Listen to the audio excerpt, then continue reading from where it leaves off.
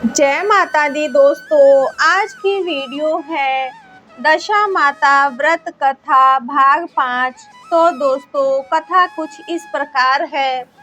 एक राजा की दो रानियां थी। राजा की प्यारी रानी को लक्ष्मी कहा जाता था और दूसरी रानी को रानी होने पर भी कुलक्ष्मी समझा जाता था। एक दिन लक्ष्मी रानी क्रोधित होकर लकड़ी का पट्टा ले मलिन कपड़े पहनकर कोप भवन में जा लेटी। राजा ने लक्ष्मी से पूछा, तुम कोप भवन में क्यों पड़ी हो? तुम क्या चाहती हो? रानी बोली, कुलक्ष्मी को देश निकाला दिया जाए।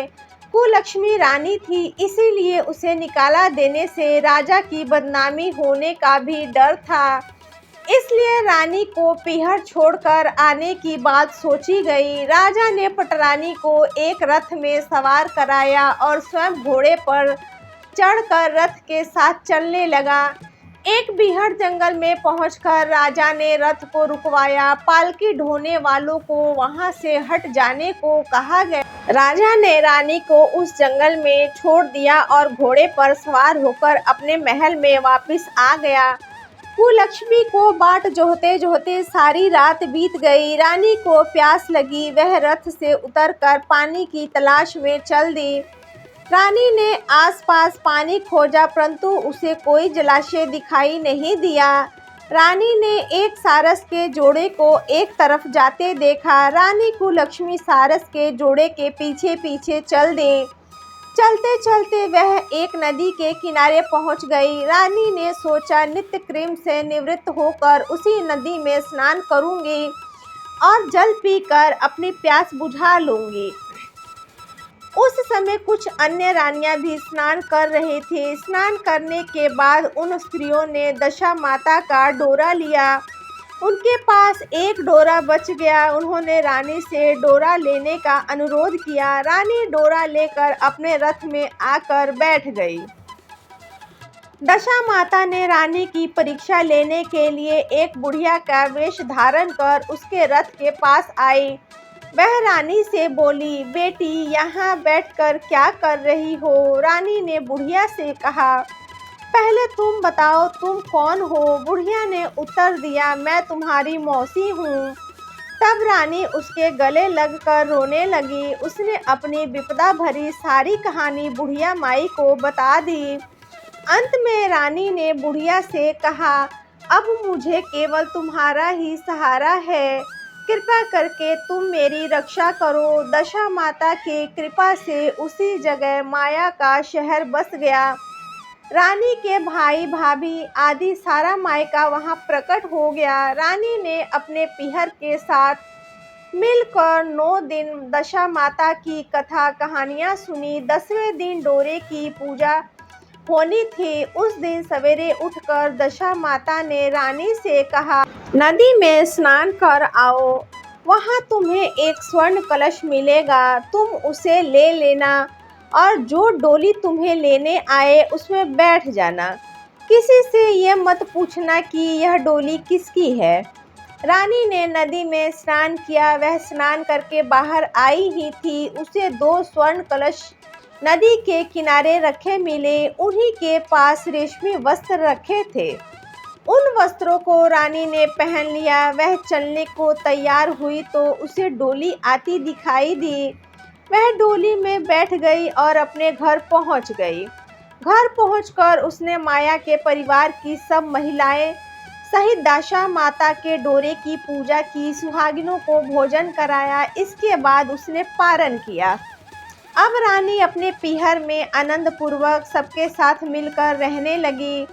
इधर कुछ समय बाद राजा को रानी कुलक्ष्मी का ध्यान आया। राजा ने विचार किया, जिस दिन से मैं रानी को जंगल में छोड़ आया हूँ तब से उसका कोई समाचार नहीं मिला। चलकर देखना चाहिए कि रानी कुलक्ष्मी का क्या हाल है। मंत्रियों ने राजा को समझाया, अब रानी से मिलना आपके लिए ठीक न होगा, परंतु राजा ने मंत्रियों की बात पर कोई ध्यान नहीं दिया।